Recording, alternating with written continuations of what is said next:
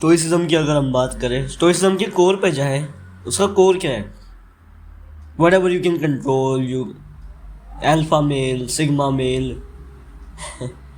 सब मतलब इसे ग्रोथ से रिलेट करते हैं, विच इज़ गुड। ग्रोथ का यूज़ कर सकते हैं हम, फिलॉसफी का यूज़ करके ग्रोथ कर सकते हैं। अगर हम स्टोइसिज्म का यूज़ करें अपने बिजनेस में, वी कैन ग्रो। स्टोइसिज्म का यूज़ करें अपने रिलेशंस में, वी कैन ग्रो। स्टोइसिज्म का यूज़ करें हम इन जनरल लोगों को ट्रीट करने में, वी कैन ग्रो। हम स्टोइसिज्म का यूज़ करके बहुत ग्रो कर सकते हैं, मगर सबसे ज़रूरी तुम्हारे लिए समझना है कि उसका कोर क्या है। उसका कोर सिंपल है, कोर उसका एक है, वो है सत्य में जीना। और यही है हर फिलॉसफी का कोर। स्टोइसिज्म में अगर तुम मेडिटेशन पढ़ोगे, मेडिटेशन में एक लाइन है, बी लाइक अ रोमन। एक रोमन की तरह बनो, हर एक मिनट जो तुम कर रहे हो उसमें डेडिकेट करो। उसमें हमेशा बात की गई है कि तुम क्या हो। शरीर है एक, हर शख्स है धूल से बना और फिर उसमें जा मिला। और एक इंटेलिजेंस है, एक कॉन्शियसनेस है।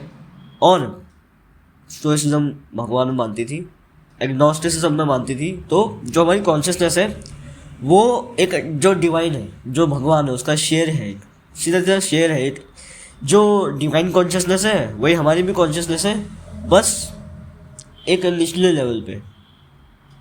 वो क्या बताती है कि एक रोमन की तरह बनो, जो तुम कर रहे हो उसमें अपना हर एक मोमेंट डाल दो, क्योंकि future practically doesn't exist, neither past do. Future exist नहीं करता है। जो भी तुम्हारे 10 साल की प्लान है, जो भी तुम्हारे 15 साल की प्लान है, जिंदगी कितनी अनसर्टेन है। ये तुम्हें बहुत ही ज़्यादा वेग एग्जाम्पल लग रहा होगा ना, कैसा हाइपोथेटिकल एग्जाम्पल दे रहे हैं।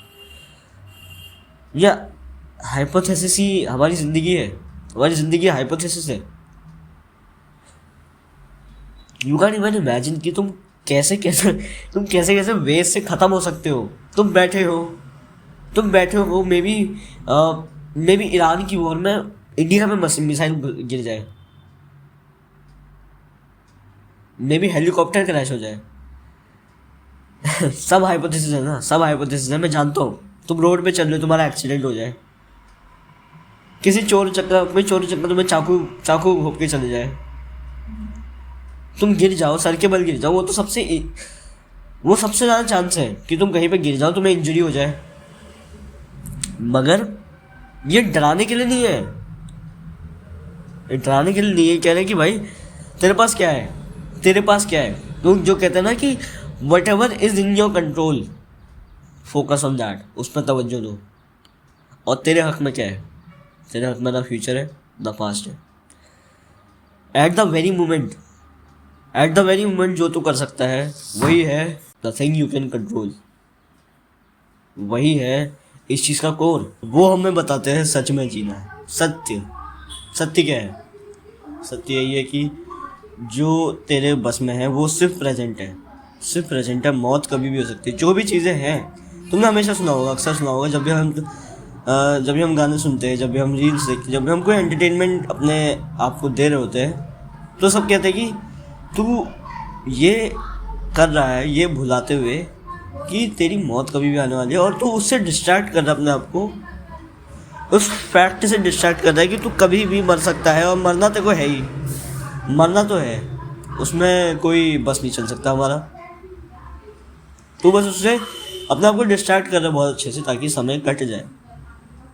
देखो, इवन जो तुम काम कर रहे हो ना, इवन जो तुम सोच रहे हो तुम मैं गोल अचीव करूँगा, मैं कुछ ना कुछ करूँगा लाइफ में, दैट इज ऑल्सो डिस्ट्रैक्शन। वो प्रेजेंट के लिए डिस्ट्रैक्शन है।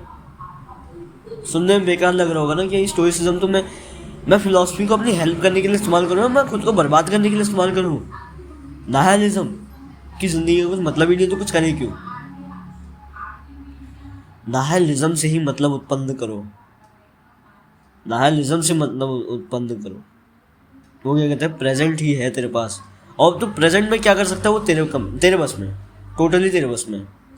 क्योंकि भगवान ने हमें एक लेवल ऑफ फ्री विल दी है। अगर तुम भगवान मानते हो तो उसने एक लेवल ऑफ फ्री विल हमें दी है, और उस फ्री विल का इस्तेमाल हम प्रेजेंट मोमेंट में कर सकते हैं। जो भी तेरा गोल है उसको चेज कर, तेरे को जिंदगी में एंटरटेनमेंट भी लेना है, पिक्चर देखनी है, गाने सुनने हैं, सुन, without being distracted from the fact कि this can be your last minute on earth. इसलिए अपने आपसे कहो, अपनी क्लैरिटी के लिए इस चीज़ को इस्तेमाल करो। मैं हमेशा इस चीज़ पे बात करता हूँ, इसे कहते हैं डेथ विजुअलाइजेशन। मैंने उस पर एक शॉर्ट भी बनाई थी। एक इंसान के लिए जीते जी उसकी मौत से रूबरू होना बहुत ज़रूरी है।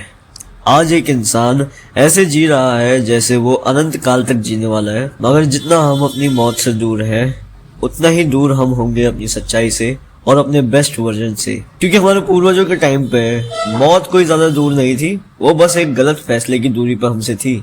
इसीलिए उस टाइम पर हमारा इंट्यूशन, हमारी क्लैरिटी पीक पर थी। लेकिन अब हम वो चीज रिपीट नहीं कर सकते हैं, क्योंकि अगर हम 24 घंटे अपने आप को स्ट्रेस में डाल दें, अपने आप को डर में डाल दें, तो वहां पे भी हम ग्रोथ नहीं करने वाले। मगर तुम करो सिर्फ इतना कि बैठो और सोचो कि ये वो पल है जहां अब मैं अपने हाथ पैरों को नहीं हिला सकता, जहां कई लोग मेरे लिए उदास होंगे, जहां अब ये जिंदगी जो मैं पूरे समय से मानते आ रहा था कि मेरी ही है, वो अब मेरी नहीं है। क्योंकि यही सच्चाई है। सच्चाई यही है कि जिंदगी, जो तुम्हारी पोजेशंस हैं, जो भी तुम चाहते हो, वो कभी तुम्हारा है ही नहीं। और ये जानना तुम्हारे लिए बहुत जरूरी हो जाता है, ताकि तुम चीजों के आउटकम के ऑब्सेशन से ज्यादा जो चीज प्रेजेंट मोमेंट में तुम्हारे कंट्रोल में है, यानी कि जो प्रोसेस है, जो तुम्हारे एफर्ट्स हैं, जो तुम्हारी मेहनत है, तुम उसको पूरे प्यार से, तुम उसको पूरे तवज्जो से, तुम उसको पूरे ग्रेटिट्यूड के साथ कर सको। वो भी ये एक्सेप्ट करते हुए कि ये मेरा आखिरी पल भी हो सकता है, बट स्टिल ये मेरा आखिरी पल हो तो मैं इसको ऐसे जीना पसंद करूंगा। जो पैसे हैं, जो लाइफ तुम चाहते हो, वो कभी तुम्हारे कंट्रोल में नहीं है, क्योंकि फ्यूचर हमेशा अनसर्टन है। लेकिन ये जानते हुए कि तुम्हारी मौत किसी भी पल हो सकती है, जो फ्यूचर तुम चाहते हो वो बहुत ज्यादा अनसर्टन है, तो क्या स्टिल तुम अपने आखिरी मोमेंट पे ग्रेटिट्यूड और तुम्हारे एथिक्स के साथ जीना पसंद करोगे? हम ये डर के जीने के लिए नहीं कर रहे हैं, हम ये कर रहे हैं क्लैरिटी से जीने। सिंपल है, ये एक्सेप्ट करो कि this can be your last minute, और फिर अपने गोल्स को डिसाइड करो। मेरा प्लान तो 10 साल का है, मैं 10 साल में इतने पैसे कमाना चाहता हूँ, मैं 10 साल में ऐसा दिखना चाहता हूँ, जो भी कोई गोल हो। मगर मैं ये भी अच्छे से एक्सेप्ट करता हूँ कि this can be my last minute, मे भी मैं 10 साल तक टिकूँ भी ना। इसलिए मैं अपनी लास्ट मिनट प्रेजेंट को अपना बेस्ट बनाने की कोशिश करूँगा, और प्रेजेंट में भी मैं उस गोल को चेज करने की कोशिश करूँगा, क्योंकि वो मेरे लिए मैटर करता है। जब तक मैं जिंदा हूँ, वो चीज़ मेरे लिए मैटर करती है, तो मैं वो चीज़ करूँगा। This should be you. इसलिए जाओ, वो चीज़ करो, बिना डर के करो, और इस चीज़ को रियल लाइफ में अप्लाई करो। स्टोइसिज्म को रियल लाइफ में अप्लाई करो, किसी भी फिलॉसफी को अप्लाई करो, क्योंकि वो होती है सत्य के ऊपर कि तू प्रेजेंट में आ, और तू इस फैक्ट को एक्सेप्ट कर कि तू मरने वाला है।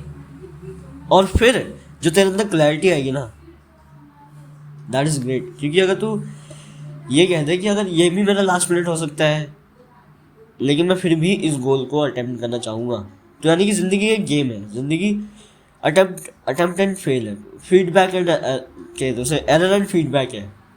Till death there is nothing as practical loss.